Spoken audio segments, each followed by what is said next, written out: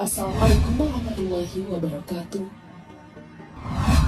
Sahabat beriman, Maria adalah salah satu perempuan mulia yang namanya bahkan diabadikan dalam Al-Quran.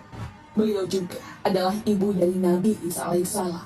Maria binti Imran juga adalah salah satu perempuan soleha dan suci. Pantas saja ketika malaikat akan mencabut nyawanya, malaikat pun menangis. Lalu apakah Maria tidak jadi dicabut nyawanya? Bagaimanakah malaikat maut mencabut nyawa Maria? Apakah Maria tidak merasakan sakit saat mencabut nyawanya? Tonton video ini agar tidak sesat. Apa yang terlintas di benak kalian saat mendengar nama Bunda Maria? Iya, umat Kristiani mengenal Ibunda Nabi Isa alaihissalam dengan panggilan Bunda Maria. Kalau umat Islam menyebutnya Maryam binti Imran, beliau disebut sebagai salah satu wanita terbaik yang pernah ada di dunia. Hal ini tentu memiliki banyak alasan. Bahkan Rasulullah SAW pernah menyebut ibunda Nabi Isa alaihissalam itu sebagai muslimah penghuni surga terbaik. Wanita-wanita yang paling utama sebagai penduduk surga adalah Khadijah binti Khuwailid, Fatimah binti Muhammad, Asiyah binti Muzahir, dan Maryam binti Imran. Hadis riwayat Ahmad.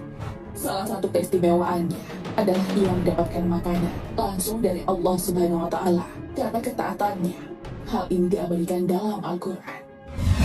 Zakaria masuk untuk menemui Maryam ini. Ia dibagi makanan di sisinya. Zakaria berkata, "Wahai Maryam, dari mana kau memperoleh makanan ini?" Maryam menjawab, "Makanan itu dari sisi Allah. Sesungguhnya Allah memberi rezeki kepada siapa yang dikehendakinya tanpa hisab." Al-Quran, Surah Al-Imran ayat 37. Keistimewaan lainnya adalah beliau dipilih melahirkan seorang nabi di antara banyak perempuan di muka bumi. Dan ingatlah ketika malaikat Jibril berkata, "Hai Maryam, sesungguhnya Allah telah memilih kamu, mensucikan kamu dan melebihkan kamu atas segala wanita di dunia." Al-Quran, Surah Al-Imran ayat 42. Selain itu, Maryam binti Imran adalah orang yang juga sering bercakap dengan para malaikat. Hal yang terjadi saat Maryam akan melahirkan ini diabadikan dalam Al-Quran. Maka Jibril menyerunya dari tempat yang rendah, "Janganlah kamu bersedih hati. Sesungguhnya Tuhanmu telah menjadikan anak sungai di bawahmu, dan goyanglah pangkal pohon kurma itu ke arahmu. Niscaya pohon itu akan menggugurkan buah kurma yang masak kepadamu. Maka makan, minum dan bersenang hatilah kamu. Jika kamu melihat seorang manusia, maka katakanlah, sesungguhnya aku telah bernazar berpuasa untuk Tuhan yang Maha Pemurah. Maka aku tidak akan berbicara dengan seorang manusia pun pada hari ini." Al-Quran, Surah Maryam ayat 24 hingga 26. Selain saling bercakap dengan malaikat, ada keistimewaan lain yang dimiliki Maryam. Apakah dari kalian ada yang tahu? Dalam kitab Durratun atau Nasyihin terdapat kisah Nabi Isa alaihissalam dan ibunya yang tinggal di sebuah bukit.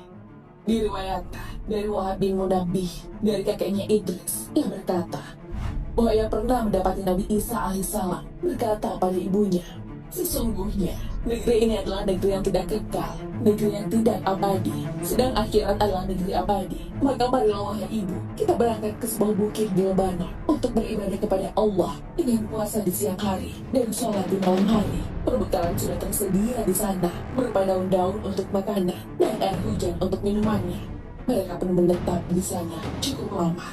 Suatu hari, Nabi Isa alaihissalam turun gunung untuk memetik dedaunan yang akan mereka makan saat berbuka puasa. Saat itu, malaikat maut datang menemui ibu Nabi Isa alaihissalam. Sang malaikat mengucapkan salam kemudian berkata, "Hai Maria, yang tengah berpuasa di siang hari dan beribadah di malam hari."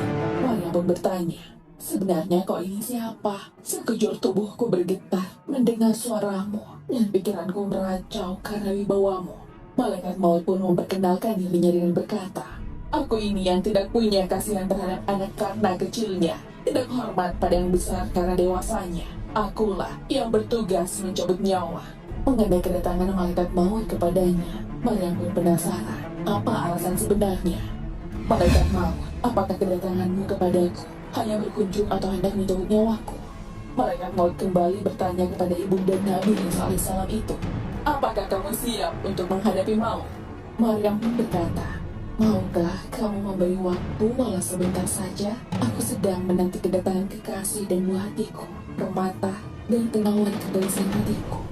Tawaran yang diberikan Maryam pun ditanggapi malaikat maut dengan berkata, semuanya bukan aku yang menentukan. Aku hanya seorang hamba Allah yang diberi tugas. Demi Allah, aku tidak kuasa mencabut nyawa sang penyambut tanpa seizin Tuhanku. Aku tidak akan menunda sedetik pun untuk mencabut nyawamu di tempat ini. Maryam pun meminta malaikat maut untuk melaksanakan tugasnya. Lalu malaikat maut pun mencabut nyawa Maryam. Nabi Isa alaihissalam datang terlambat. Beliau tidak menyaksikan saat-saat terakhir ibunya. Nabi Isa alaihissalam tidak mengetahui kalau ibunya sudah meninggal. Beliau masih mengira bahwa ibunya sedang menyelesaikan sholat fardunya, sebab ibunya masih tegak di mihrabnya. Nabi Isa alaihissalam pun meletakkan apa yang didapatnya selama bepergian. Lalu Nabi Isa alaihissalam melanjutkan untuk beribadah hingga tengah malam. Setelah beribadah, Nabi Isa alaihissalam kembali memanggil ibunya. Salam sejahtera, mudah-mudahan tetaplah untuk ibu. Waktu kini telah malam, sekarang tibalah saatnya berbuka bagi yang berpuasa, serta tiba pula saatnya untuk beribadah. Kenapa ibu berdiam diri tanpa melakukan semua itu? Nabi Isa alaihissalam mengecek ibunya dan beliau melihat bahwa makanan yang dibawanya belum disentuh sedikit pun. Lalu Nabi Isa alaihissalam kemudian memanggil ibunya lagi, namun tak ada reaksi dari ibunya. Kemudian Nabi Isa alaihissalam menghampiri ibunya dan menempelkan pipinya ke pipi dan mulut ibunya. Nabi Isa alaihissalam pun menangis karena sudah mengetahui bahwa ibunya sudah meninggal. Melihat hal itu, para malaikat pun menangis. Bukit-bukit yang ada di sekitar bergema melihat malaikat menangis. Allah Subhanahu wa Ta'ala pun bertanya, mengapa kalian menangis? Para malaikat berkata, ya Allah, Engkau Maha Mengetahui. Kemudian Allah berfirman, sungguh aku Maha Mengetahui, lagi Maha Penyayang. Nabi Isa alaihissalam mendengar sebuah suara yang mengatakan, angkatlah kepalamu, ibumu sekarang telah wafat, dan Allah Subhanahu wa Ta'ala memberimu pahala yang besar. Kemudian Nabi Isa alaihissalam berkata dengan nada sedih, siapakah yang menyertaiku pada saat sunyi dan sendirian? Siapakah yang menghiburku di perantauan ini? Siapa pula yang membantuku dalam beribadah? Nabi Isa alaihissalam pun turun dari bukit yang ditinggalinya untuk meminta bantuan Bani Israel alaihissalam mengurus jenazah ibunya. Namun mereka menolak memberikan bantuan dengan alasan bahwa bukit itu memiliki hewan-hewan buas seperti ular. Tempat itu sudah tidak terjamah selama ratusan tahun. Dengan kecewa, Nabi Isa alaihissalam pun kembali ke bukit itu. Di tengah perjalanan, Nabi Isa alaihissalam bertemu dengan dua pemuda yang tak lain adalah malaikat Jibril dan malaikat Mikail. Nabi Isa alaihissalam meminta bantuan kedua malaikat itu untuk mengurus jenazah ibunya. Malaikat Jibril pun memberitahu Nabi Isa alaihissalam bahwa para bidadari sedang memandikan jenazah ibunya dan sedang mengkafaninya dengan kain kafan dari Allah Subhanahu wa Ta'ala. Lalu malaikat Jibril pun menggali kubur untuk Maryam. Mereka lalu menguburkannya setelah menyolatinya. Nabi Isa alaihissalam pun memohon kepada Allah Subhanahu wa Ta'ala agar bisa berbicara dengan ibunya. Ya Allah, hanya Engkau yang melihat posisiku dan mendengar keluhku. Tiada sedikit pun urusanku yang tersembunyi darimu. Ibuku telah wafat dan aku tidak menyaksikan wafatnya. Untuk itu, izinkanlah dia berbicara kepadaku. Atas izin Allah Subhanahu wa Ta'ala, akhirnya mereka pun bisa mengobrol. Nabi Isa alaihissalam pun berkata, wahai ibu, bagaimana tempat pembaringanmu sekarang? Bagaimana pula engkau menghadap Allah? Ibunda Nabi Isa alaihissalam pun mengatakan bahwa ia diberikan tempat terbaik dan saat dicabut nyawanya, ia mendapatkan ridho dari Allah Subhanahu wa Ta'ala. Maryam juga mengisahkan rasa sakit yang dirasakannya saat malaikat maut mencabut nyawanya.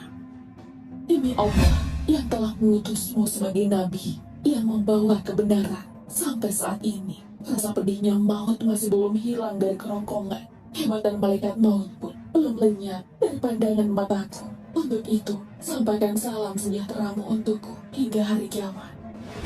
Sahabat beriman, Maryam binti Imran adalah seorang wanita yang memiliki banyak keistimewaan. Dia taat, wanita syurga, dan juga saat meninggal ditangisi malaikat. Jenazahnya diurus oleh malaikat, bahkan malaikat juga yang turun tangan menggali kuburnya. Sungguh mulia ibu Nabi Isa alaihissalam itu. Sahabat beriman, setelah mengetahui kisah ini, apakah kalian mendapat inspirasi dari Maryam? Allahu a'lam bishawab. Assalamualaikum warahmatullahi wabarakatuh.